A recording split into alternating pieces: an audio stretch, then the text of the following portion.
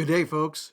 Welcome to our second little video here where we're going through the bylaws and trying to explain some of the changes, additions, and deletions that we are proposing and discussing.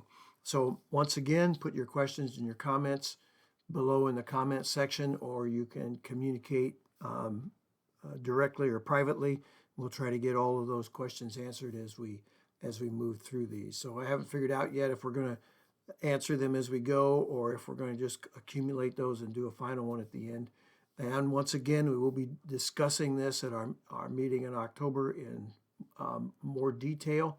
This is just basically to give us some, take some of the pressure off the time we would have to spend in our morning gatherings to do this. So we covered a couple of the articles in the last video, and this one we're up to Article 5, which has to do with membership. And as I see this, there are a couple of sections here that we need to talk about. So firstly, what we've done with what's referred to here as inactive membership, we have broken that into two sections. The first section would be for folks who just for one reason or another stopped coming. They drop their interest, and we don't hear from them. Of course, that doesn't apply to someone who's sick or someone who's communicating, etc. But it's just for folks that are inactive. They're not here anymore. And this section tells us that they will be placed on the inactive membership list. And as you see in number 3, under Section 4, inactive members are prohibited from voting or holding church office. So if someone was an officer and they just quit coming and didn't respond, et cetera, was no other reason, so then that office would eventually be vacated. The second section, and it has a little wording change in it, the second section has to do with folks who depart from scriptural standards. And there's a process in there that's articulated in there as to how that will be dealt with, and how they can meet with the elders. And but basically, what we did with this was those two sections were in the other bylaws were combined, and we separated them, made them two sections, and then added the third section that says inactive members are prohibited from voting or holding church office or position.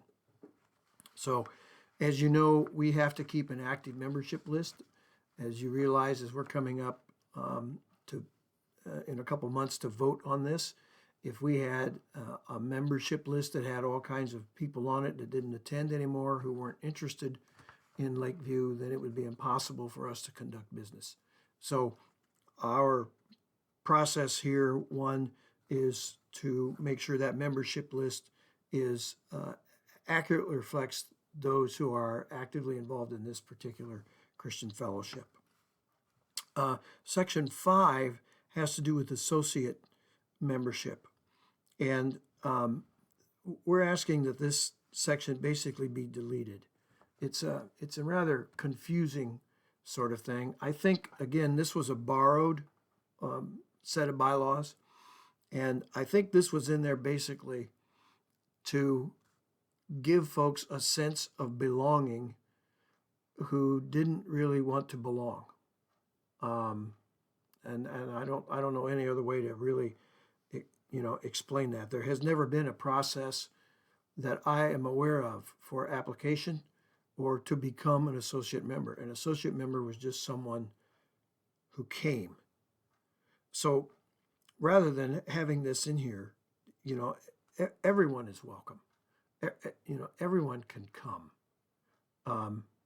And I will say this: if you're not a legal member, but you attend Lakeview Community Church, and when someone asks you, do you have a church home, and you say, yeah, Lakeview Community Church, then you're going to be held basically to the same standards as a member. So if there's things going on in your life that shouldn't be, you can expect that the elders will ask you about it. We will hold one another accountable. So all are welcome. I don't know that that section is necessary. And if it is necessary and we need it, then we need to find some way to actually validate who those people are and how they are a part of the body of our local fellowship. The next section there, and it's in section 6, standard of membership. There's some bold print that will actually be removed when this is finalized, but I put it there so that you would read all of these scriptures. These are the 5 points that are on our membership application, and those are the scriptures that are on the membership application. So it says standard of membership, and evidence of a genuine experience in regeneration, evidence of a consistent Christian life, subscribe to the tenets of faith, a willingness to contribute, that's financially, that's what that's about, number 4. And number 5, willingness to pray for the pastor and all the rest of us. So please read those scriptures and become familiar with them. Now there's one more thing here under Article 5, and that's on Section 7. It says, persons desiring to become legal members. I think it's at the top of this next page here. There you go. In the red, it's in the red print, and it says through the application process. So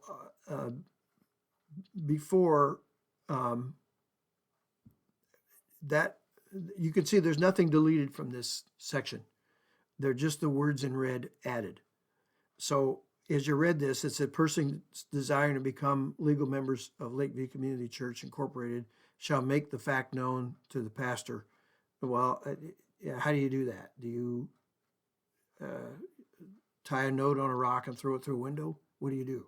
So there was really no clear thing being said there. So we decided we're going to put through the application process on that in that section, and that's the only change that's on there, and that's Article 5, and that's all that there is in Article 5. In Article 6, there are a couple things that we'll look at real quick here. Let me see if I can again pull this up here on the page. You'll see that we have deleted the word Heartland and added Indiana, Ohio, and Northern Kentucky. And this is just to clarify the name of the of our region within the EFCA. Now, there is some confusion about this. I looked on the website and saw that it said Indiana, Ohio, Northern Kentucky. I saw on the signature line of our regional representative, it said Heartland region. So we may put Heartland back in there, but we probably will need to add Indiana, Ohio, and Northern Kentucky. I'm not going to mention that again, although you will see that in a couple places as we move through here. Again, it's just to make the language actually reflect what reality is, and also make it consistent throughout the document. One other thing, on the bottom here of page 13, you'll see the word treasurer with a hyphen in front of it. So throughout this document, our officers are the president, the vice president, and the secretary of treasurer. So the word corporate secretary there was, again, language that wasn't consistent. So all we did was change it, and we took out the word corporate and added secretary, and then added treasurer to that so it would be consistent. All right, so this has gone just a little less than 10 minutes.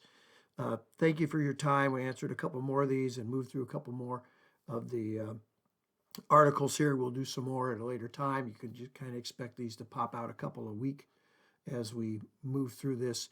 Again, put your questions and your comments in the sections, in the comment section below the video. These are on, if you're looking at this, you already know it's on Ecclesia Real.